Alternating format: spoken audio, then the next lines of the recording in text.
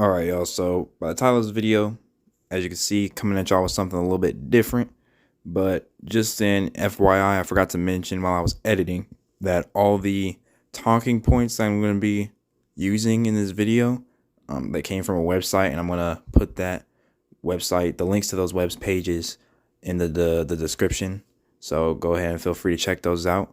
Hopefully y'all enjoy the video.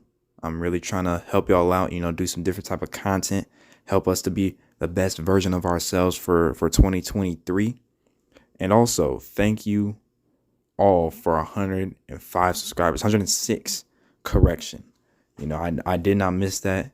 I was so happy to see that, especially since I was sick the weekend that happened. So yeah, shout out to y'all once again. I'm gonna have a whole subscriber special for that, as well. So yeah, enjoy the video. Again, all the links will be in the description. And yeah, enjoy.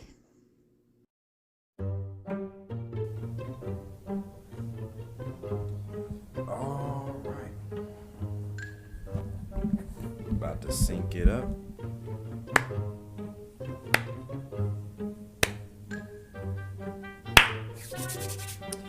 All right. I'm back with another video. And of course, I gotta smile, bro, because it just feels good to record and be back on this again. So today, we're gonna talk about goals. All right, specifically goals for 2023. New Year's resolutions have a very bad stigma. A lot of that being because most people don't even complete the goals that they have. You see all the people in the gym, they go in for 2 weeks, and then by the end of January that you don't see them again. They're like, yeah, I want to get this new bod, I want to get this and that and that, and then they're gone. And you're like, well, what's the point of a New Year's resolution? I feel you on that. The purpose of setting goals is to be able to give yourself motivation and set a standard of achievement that you want to better yourself, essentially. So if you want to be able to do, let's say, 100 push-ups in a minute, then you would set that as your goal, and it gives you something to work towards and to sort of benchmark and track your progression as a person. Like I said, only 20% people have goals for themselves or set goals, according to the study. Honestly, I think it's a little bit more than that. Now, here is the very interesting thing, which only 3% of Americans, 3% of the Americans in this study that they did actually write down their goals. Now, writing down your goals is very important. Me, myself, I have my goals right here in my wallet. Peep game. And I'm gonna talk about them in this video. Now, this study also shows that if you write down your goals, you are 42% more likely to achieve them. So again, you want to better yourself, you want to get that new gym bod, you want to get the six-pack, etc. Set yourself a goal, bro and girl. Not sexist. It gives you just that much more percentage over everyone else to be successful. And if you're someone like me who's very competitive by nature, you want to be better than the rest. You want to be the very best. No Ash Ketchum. And I hereby declare to the Pokemon of the world, I will be a Pokemon Master. Pokemon Master! That is what Ash, get to bed! So, just another reason to write down these goals, to have it more solidified in your brain, to achieve them. Now, I'm going to talk about the effect of writing goals down. All right, reasons you want to write these down. Writing down your goals, number one, boost your motivation. And it also helps to improve your focus. Whenever you have goals written down in a place like on your mirror, or like in my case in my wallet, where you can constantly look at it and measure up where you're at, it helps you to maintain your focus. When you see those goals that you want to achieve and they're written down, you're like, hey, this is what I need to do. It gets you back into that frame of mind. It gets you back into the zone where every day you have a purpose. My uncle told me something very insightful while I was on Christmas break.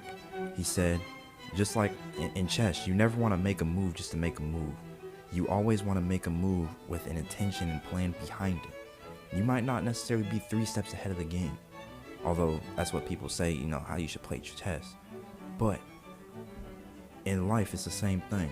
You never want to be, I'm just gonna go to the gym to be healthy, or let me rephrase that. You don't want to go in the gym just to throw some weight around and then go back. you want to have a specific goal in mind. I want to get a bigger chest, or I want to be healthier, or I want to improve my figure, so on and so forth. All right. Now, third reason to write down your goals: reduce your stress level. Me, I never really saw the value in it at first, because I was like, bro, who needs to write down your goals? My goals are in my head. What do I need to write them down for? It's because it's just something different about writing it down. It allows your mind to put it on the back burner, so to speak, and have it kind of, cook up in the crock pot. Like, when you have something cooking in the crock pot, you leave it alone for 8 hours, you check on it every now and then, but it still comes into that culmination of a good dish with flavor, with tenderness, with juiciness if it's chicken, with the pot roast. It's kind of like that. Whenever you write down your goals and you constantly look at them, your mind will automatically crock pot it up. It'll be like, all right, I need to make sure if I want to get this done this year, I'm gonna do this. And as you're moving throughout the day, you'll think about, hey, I looked at my goals this morning, how can I do that? Just adding some more flavor, just tenderizing the meat for consumption. Pause. Number 4 and 5 kind of tie into each other. I touched on number 5 on this list earlier, and like literally the last point: tracking your progress. Writing down your goals is very, very important because you can track your progress. When you have something written in letters, in writing, in pen, okay, I want to be able to do this. I want to be able to do 100 push-ups in a minute by the end of the year. You can go to the gym, work out, do calisthenics, whatever you do to get to that point, and you'll be like, hey, 5 months down the line, how many push-ups can I do? Okay, I want to do this many a minute. I went from 20 to the beginning of the year, and now I'm up to 50. And that'll also give you more motivation because you can see that you're getting closer. Although you'll have it in your head, it's just something about looking at that goal and be like, bro, I can't wait to hit a check mark on this by the end of 2023, bro. And number 4, which is the big thing that I'm trying to do, achieve bigger goals. When you have your goals in writing, it's basically a visible step. It's a lot easier to go up a flight of stairs with the lights on than with the lights off. Yeah, you can feel your way around, you can rummage around and get there, but it will be a lot quicker and a lot easier if you could see, all right, this is where I need to go, then I step up, then I step up. That is exactly what writing your goals down does for you. All right, I don't know why I'm doing this. Having your goals in writing gives you that step, that slow and steady step. With the lights on, you can clearly see, all right, I'm going here, then I'm going to go here. And once you achieve that 100 push-ups in a minute, then your next goal for the next year could be 200 and then 300. You see how it works? Slowly stepping up. It's not always going to be, straight up like this. It's not a ladder. It's a staircase. All right, you're slowly going up steadily. All right. Now, I wasn't able to find the study, but a long time ago, it was either Les Brown or Eric Thomas, one of the motivational speakers that my mom used to listen to a lot. They basically said that the most successful people in the world, like the billionaires and yada yada, they keep their goals, like their life goals, in their, like, on their person, small enough to be on their person. So that's why I just implemented that, and I told my homeboys to do the same.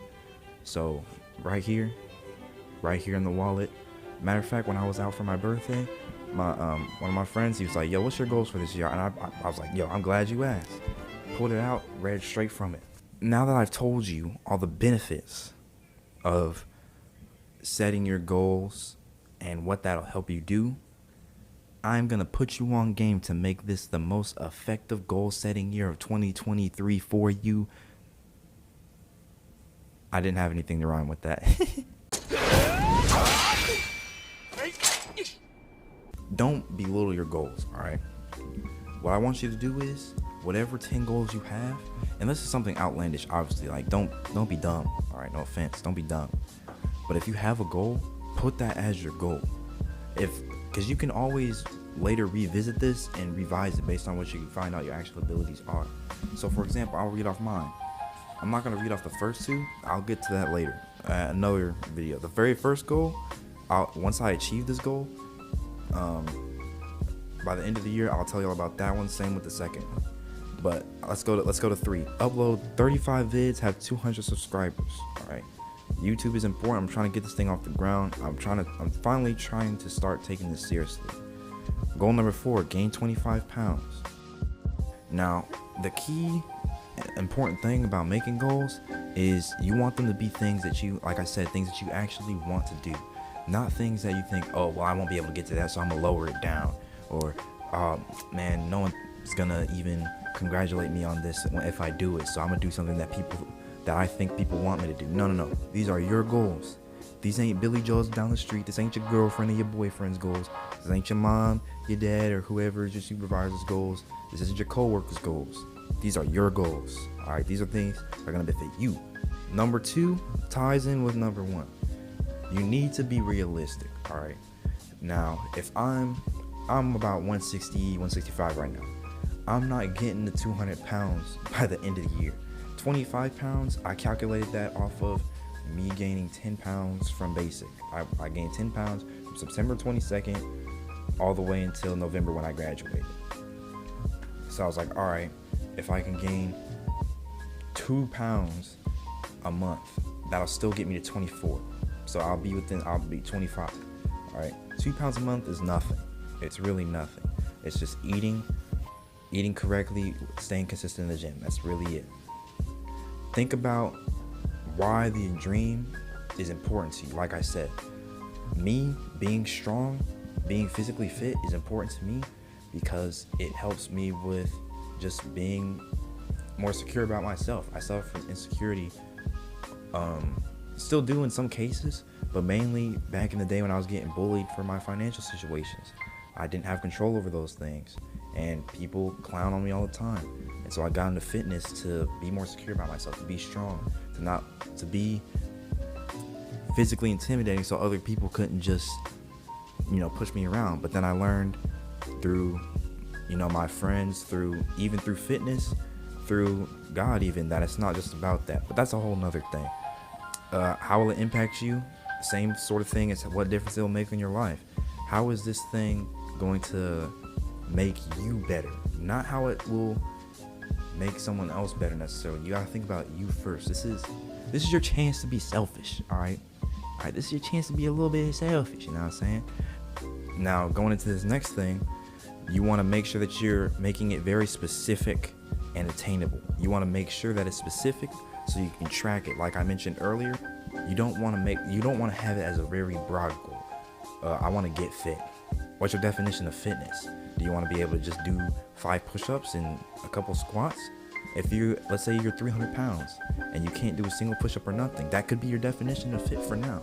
But you need to make it specific. I want to be fit enough to do so many push-ups, so many squats. You get what I'm saying? You want to make sure it's measurable and actionable. And then the other example they have here is fix my marriage, might become interview at least 3 couples. So it's really just, you want to make sure that these things are things that you can look at every day and say, yep, I did this goal today, or I worked towards this goal today. So with the 99% for CDCs, how am I going to do that? I know I'm going to do that by constantly studying and reviewing my material, even outside of the classroom, looking up different stuff. Outside the classroom, it's mostly about outside the classroom work. So instead of having 99% CDC skill level, I might come back to y'all 2 weeks with a revised list, research 30 minutes a day outside the classroom, or a total of 2 hours a week outside the classroom about my career field or something like that. Now, the question I have for you, what are your goals going to be for 2023? What are the things that you want to achieve to impact your life, to even impact others, and to make yourself a better person in this new year, coming into this new year? Financial, whether it be financial, physical, spiritual, emotional, social, whatever. What are the things that you want to do? You can put it down in the comments. You can write it down. Write it down. That's the whole point of the video. Write it down. I just strongly encourage you to just believe in yourself this year. Believe in God if you are a man or woman of faith, because He's got you. And as long as you do the things that you're supposed to do, as long as you make these goals specific, attainable, and really work towards them each and every day, you might not be 100% every day, but hey, As long as you get up and make sure you try to work towards one goal or multiple goals a day, then you can get there. And believe in yourself that you can get there. Because I believe in you just as much as I believe in me. God loves each and every one of you. And I do too. And until next time, hopefully next week. Peace.